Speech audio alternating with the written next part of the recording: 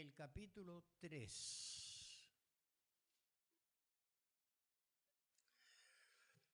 La Biblia no es un libro de historia, pero Dios ha querido que quedara registrado todo lo que Él ha estado haciendo, comenzando con el libro de Génesis, el primer libro de la Biblia, con el proyecto y el trabajo de Dios de la creación de todo lo que vemos y lo que aún no se ve, pero existe. Capítulo 3. Este hecho data de unos 600 años antes de la venida de Cristo, para ubicarnos. El rey Nabucodonosor mandó hacer una estatua de oro de 27 metros de alto por 2,5 metros de ancho, y mandó que la colocaran en los llanos de Dura, en la provincia de Babilonia. Luego les ordenó, menciona una cantidad de profesionales, digamos, del tiempo: sátrapas, prefectos, gobernadores, consejeros, tesoreros, jueces, magistrados y demás oficiales de las provincias que asistieran a la dedicación de la estatua que había mandado erigir.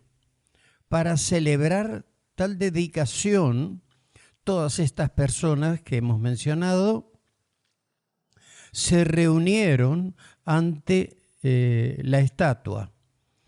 Entonces los heraldos proclamaron a voz en cuello: a ustedes, pueblos, naciones y gente de toda lengua, se les ordena lo siguiente: tan pronto como escuchen la música de trompetas, flautas, cítaras, liras, arpas, zamponias y otros instrumentos musicales, deberán inclinarse y adorar la estatua de oro que el rey Nabucodonosor ha mandado erigir.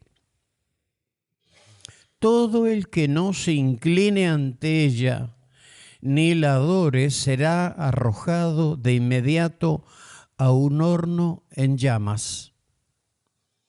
Ante tal amenaza, tan pronto como se escuchó la música de todos los instrumentos musicales, todos los pueblos, naciones y gente de toda lengua se inclinaron y adoraron la estatua de oro que el rey Nabucodonosor había mandado erigir. Pero algunos astrólogos se presentaron ante el rey y acusaron a los judíos. «Que viva su majestad por siempre», exclamaron. Usted ha emitido un decreto ordenando que todo el que oiga la música de los instrumentos musicales se incline ante la estatua de oro y la adore. También ha ordenado que todo el que no se incline ante la estatua ni la adore será arrojado a un horno en llamas. Pero hay algunos judíos a quienes su majestad ha puesto al frente de la provincia de Babilonia, que no acatan sus órdenes, no adoran a los dioses de su majestad ni a la estatua de oro que mandó erigir. Se trata de Sadrac, Mesac y Abednego. Lleno de ira, Nabucodonosor los mandó llamar. Cuando los jóvenes se presentaron ante el rey, Nabucodonosor les dijo: ustedes tres, ¿es verdad que no honran a mis dioses ni adoran a la estatua de oro que he mandado erigir? Ahora que escuchen la música de los instrumentos musicales, más les vale que se inclinen ante la estatua que he mandado hacer y la adoren. De lo contrario, serán lanzados de inmediato a un horno en llamas, y no habrá Dios capaz de librarlos de mis manos. Sadrac, Mesac y Abednego le respondieron al rey: no hace falta que nos defendamos ante su majestad. Si se nos arroja al horno en llamas, el Dios al que servimos puede librarnos del horno y de las manos de su majestad. Pero aún si nuestro Dios no lo hace así, sepa usted que no honraremos a sus dioses ni adoraremos su estatua. Ante la respuesta de Sadrac, Mesac y Abednego, Nabucodonosor, el rey, se puso muy furioso y cambió su actitud hacia ellos. Mandó entonces que se calentara el horno 7 veces más de lo normal y que algunos de los soldados más fuertes de su ejército ataran a los 3 jóvenes y los alojaran al horno en llamas. Fue así como los arrojaron al horno con sus mantos, sandalias, turbantes y todo, es decir, como estaban vestidos. Tan inmediata fue la orden del rey y tan caliente estaba el horno que las llamas alcanzaron y mataron a los soldados que arrojaron a los 3, los cuales, atados de pies y manos, cayeron dentro del horno en llamas. En ese momento, Nabucodonosor se puso de pie y sorprendido les preguntó a sus consejeros: ¿acaso no eran 3 los hombres que atamos y arrojamos al fuego? Así es, su majestad, le respondieron. Pues miren, exclamó, allí en el fuego veo a 4 hombres sin ataduras y sin daño alguno, y el cuarto tiene la apariencia de un dios. Dicho esto, Nabucodonosor se acercó a la puerta del horno en llamas y gritó: Sadrac, Mesac y Abednego, siervos del Dios Altísimo, salgan de ahí, vengan acá. Cuando los 3 jóvenes salieron del horno, los que acompañaban al rey y los consejeros reales se arremolinaron en torno a ellos y vieron que el fuego no les había causado ningún daño y que ni un solo de sus cabellos se había chamuscado. Es más, su ropa no estaba quemada y ni siquiera olía a humo. Entonces exclamó Nabucodonosor: alabado sea el Dios de estos jóvenes que envió a su ángel y los salvó. Ellos confiaron en él y, desafiando la orden real, optaron por la muerte antes de honrar o adorar a otro Dios que no fuera el suyo. Por tanto, yo decreto que se descuartice a cualquiera que hable en contra del Dios de estos jóvenes y que su casa sea reducida a cenizas, sin importar la nación a que pertenezca o la lengua que hable. No hay otro Dios que pueda salvar de esta manera. Después de eso, el rey promovió a Sadrac, Mesac y Abednego a un puesto en la provincia de Babilonia.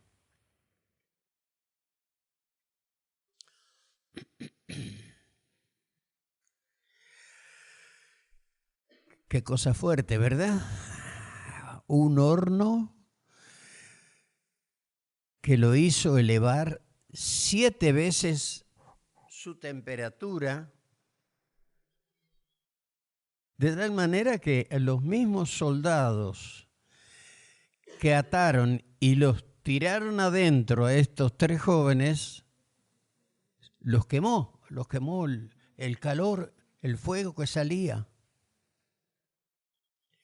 Y a los 3 que estaban condenados, vamos a decir, a morir, por no haber obedecido a la orden real. No nos olvidemos que era un país pagano. Tenían dioses para todo, que adoraban en sus fechas. Pero en una conquista que habían hecho en la tribu de Judá entre los judíos, se habían llevado a su país, por orden del rey, a los que eran como candidatos para ocupar cargos públicos en Judá. Así que llevaron a Daniel y a estos otros 3, Sadrach, Mesach y Abednego, que estaban estudiando, estaban siendo preparados para pertenecer al gobierno de su país. Bueno, los vamos a usar, si estos son inteligentes.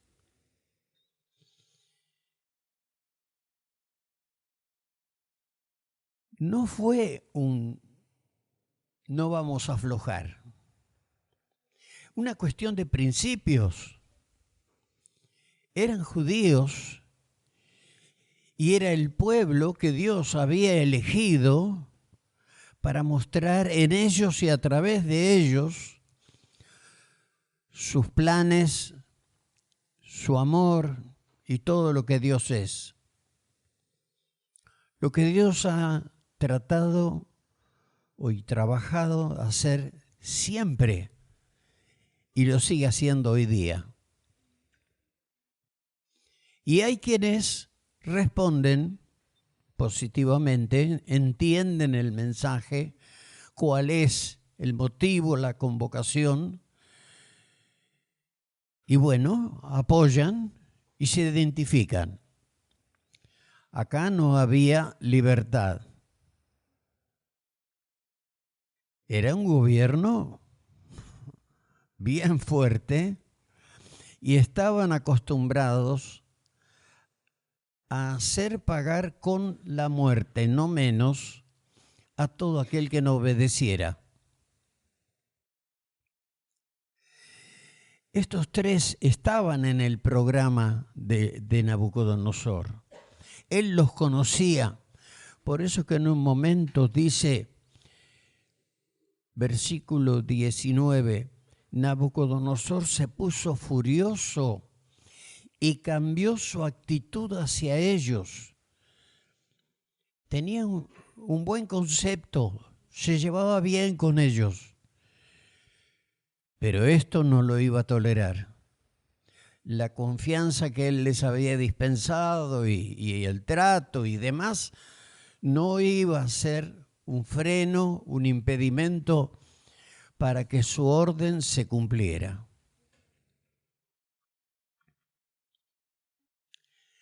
Dios ha querido que estas cosas que han ocurrido, y hay cantidad, tengamos conocimiento.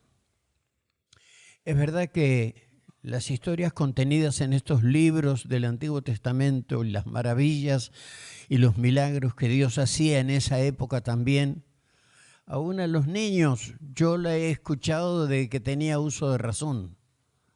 Así que unos cuantos años hace. Y no ha cambiado. Es el mismo Dios. Y la voluntad de Dios, el propósito de Dios para cada persona es alto. Dios es amor, dice su palabra. No solamente tiene amor, Dios es amor. Y todas sus decisiones y sus deseos y lo que Él quiere llevar a cabo en y a través de cada uno de nosotros, está movido por su amor. No son medidas caprichosas. Dios no se mueve por impulsos.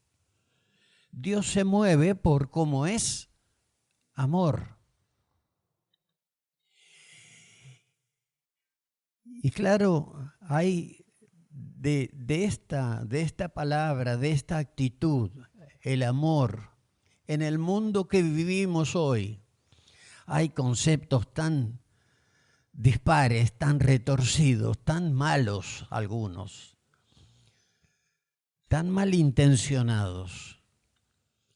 Pero Dios es bueno, no se hace el bueno. Dios es bueno y Dios es amor y sigue siéndolo, gracias a Dios. Bueno, alguien estaba observando que estos extranjeros judíos que habían sido traídos de su tierra y estaban siendo preparados ahí para ese gobierno, para trabajar con el gobierno, no respetaban las leyes. Encontraron una oportunidad, quizá para vengarse por los celos que había despertado en ellos, el lugar y la preferencia que estaban gozando de parte del más poderoso. Hoy un rey es un funcionario público casi. No, esta era la autoridad máxima. Y podía decidir por la vida o la muerte de cualquier persona. Y lo hacían. Bueno, acá no faltó quienes vinieron y les dijeron sus predilectos, los judíos que trajo, no lo aceptan, no están obedeciendo lo que usted ha dicho. Ellos no se han inclinado. Por eso el trato que les dio cuando los manda a llamar y les dice, ustedes están dispuestos, como dándoles otra oportunidad, haciendo una excepción a su manera de ser, a su regla.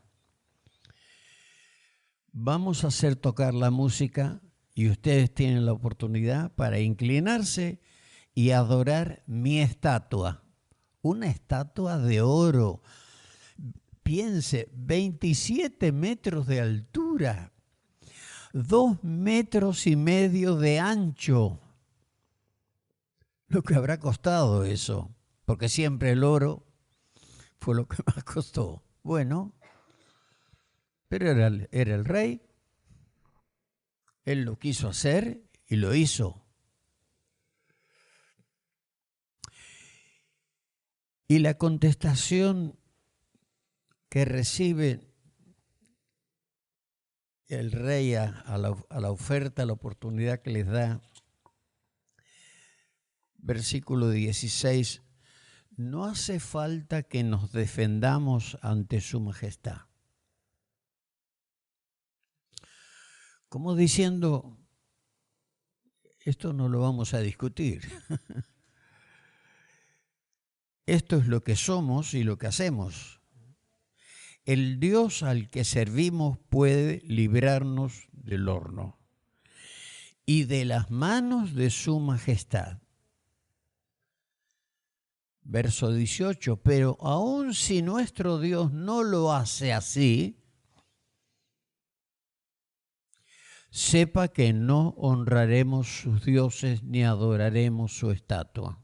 Igual, nada va a cambiar. Principios. Esto habla de principios, no de testarudez, no de caprichos. Sabían en lo que creían, para quién vivían. No era una actitud vengativa. No nos interesa. Como para hacerles pagar el trato que estaban recibiendo al haber sido traídos de su país y esclavizados.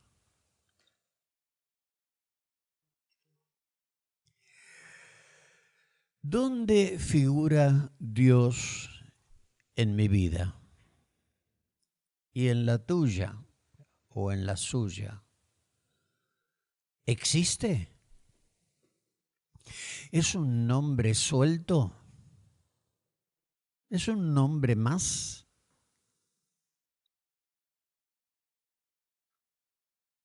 Si Dios dice algo, ¿es para escucharlo y obedecer o para pensarlo?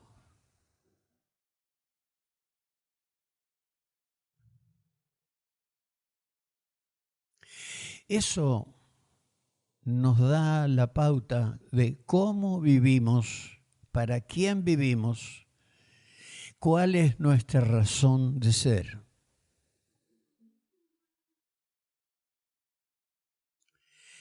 Mire, en la carta a los Romanos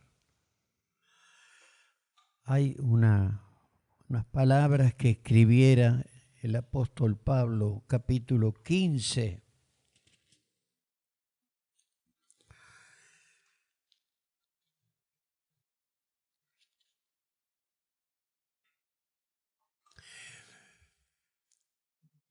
Versos 1 a 6. Romanos 15. Los fuertes en la fe debemos apoyar a los débiles en vez de hacer lo que nos agrada. Cada uno debe agradar al prójimo para su bien con el fin de edificarlo. Porque ni siquiera Cristo se agradó a sí mismo, sino que, como está escrito, sobre mí han recaído los insultos de tus detractores. De hecho, todo lo que se escribió en el pasado se escribió para enseñarnos, a fin de que, alentados por las Escrituras, perseveremos en mantener nuestra esperanza. Que el Dios que infunde aliento y perseverancia les conceda vivir juntos en armonía conforme al ejemplo de Cristo Jesús, para que con un solo corazón y a una sola voz glorifiquen al Dios y Padre de nuestro Señor Jesucristo. Qué claridad que tenía el apóstol Pablo y de qué manera lo explicaba. Y un versículo más,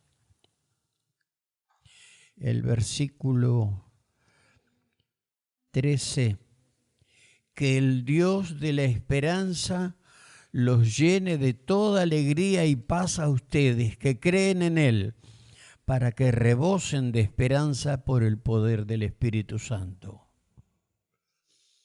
Qué carta que les envió a la iglesia que estaba en Roma en esa época.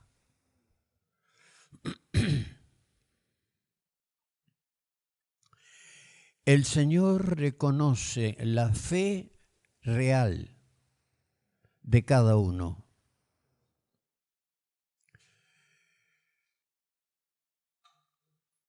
De estos tres que hemos leído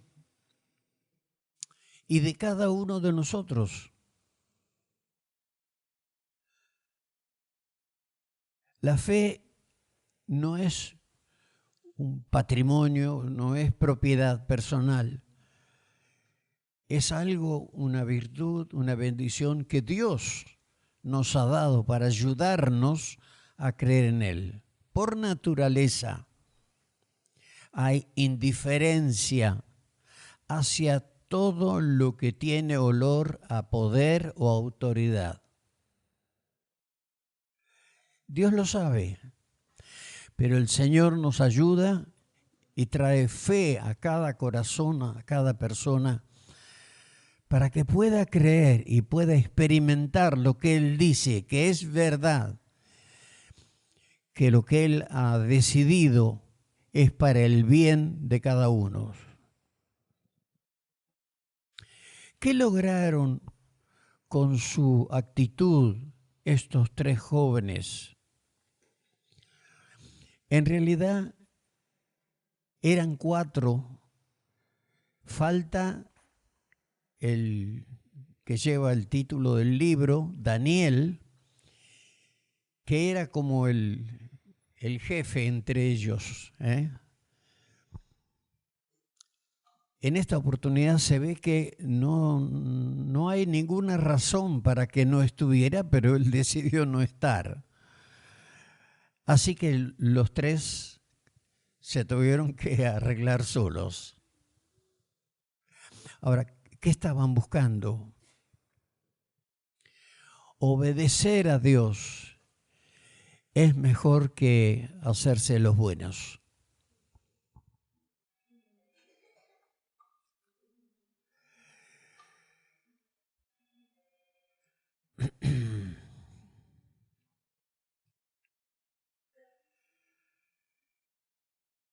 Todo aquel que ha querido honrar a Dios, ser honesto, veraz, tiene un precio a pagar. Porque como decía en unos momentos, hoy la verdad, el nombre de Dios es uno más. Es la autoridad máxima. Es el Señor del amor. Es quien puede transformar nuestras vidas. Pensando en las necesidades del ser humano, se desprendió de su Hijo en la eternidad pasada. Decidió el consejo divino que Él vendría, se haría uno como cualquiera de nosotros. Viviría la vida como cualquiera de nosotros. Pero venía con un propósito. Había una razón fundamental.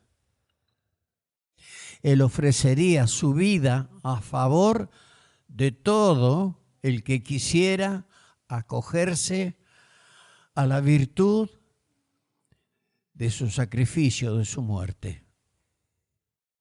O sea, pagó por la liberación, pagó para que quedara el camino abierto de toda persona que quiere tener una relación correcta, una relación cercana a Dios, no lejana.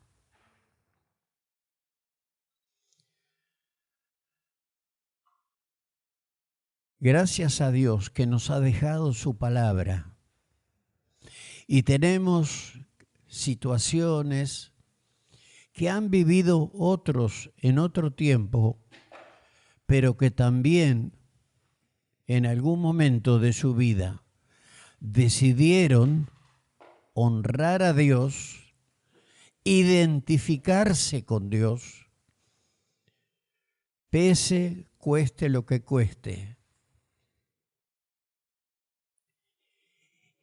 Y honrar a Dios en todo momento no siempre es fácil.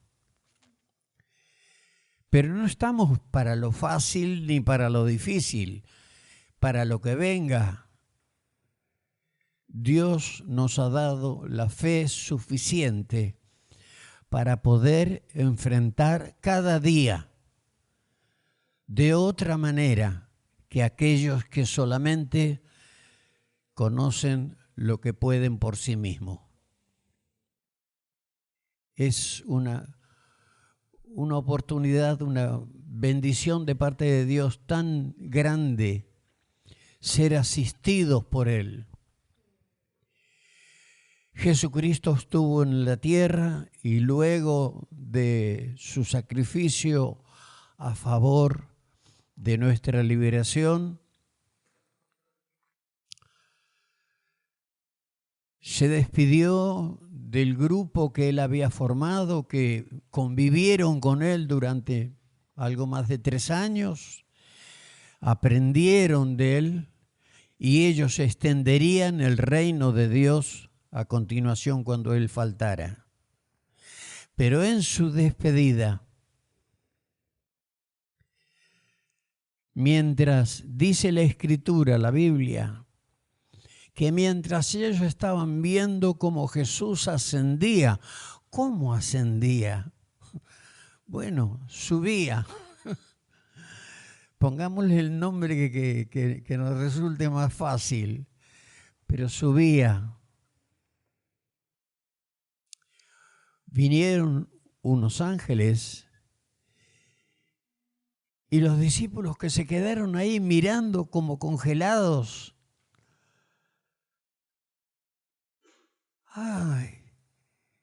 Se va. Este mismo Jesús, así como le habéis visto ir al cielo, volverá para buscarlos. Seguimos esperando esta promesa porque es lo que los discípulos luego enseñaron, los apóstoles, y lo que la iglesia enseña acerca de la palabra de Dios. Su promesa es cierta, pero nadie le pone a Dios las condiciones. ¿Y qué está esperando Jesús para venir? Está esperando que otros más, muchos más, crean en su salvación que Él ofrece, en el perdón que Él ofrece, en la libertad desde adentro que Él da, para que los cielos sean llenados.